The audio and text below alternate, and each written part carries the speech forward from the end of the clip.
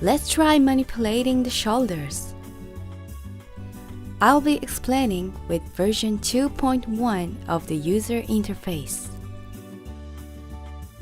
Here, I'll be explaining about IR and NIR, the unique features of manipulation in FK mode.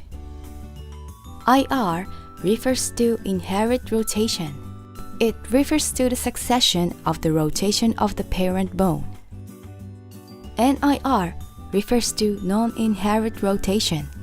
This refers to not carrying on the rotation of the current bone.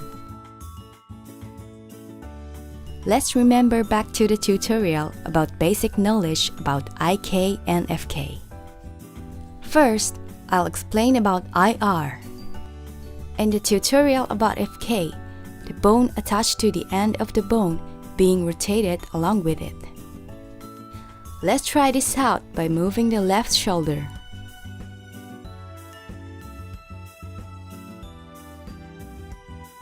When we move the left shoulder, the arm moves as well. This is because it is inheriting the rotation of its parent bone, the shoulder bone. Next, I'll explain about NIR. With NIR, the child bone does not take on the rotation of its parent. Let's try moving the left shoulder in this mode.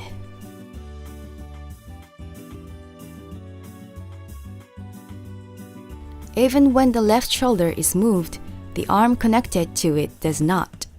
This is because it has not inherited the rotation. In reality, when we move the shoulder, the arm does not move with it.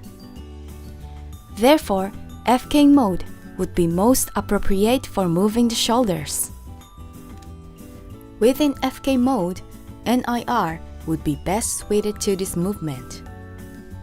Now, I'll explain how to use this mode. You can select the area you want to manipulate with the IK and FK switch button. This time, we want to move the left arm, so let's select the left hand. Now, select the FK control button. As it is the left arm, select the left hand side of the body. If you choose shoulder NIR and select the shoulder bone, NIR mode will be selected. If you choose shoulder IR and select the shoulder bone, IR mode will be selected. This is all of the explanation about shoulder IR and NIR modes. Thank you for watching.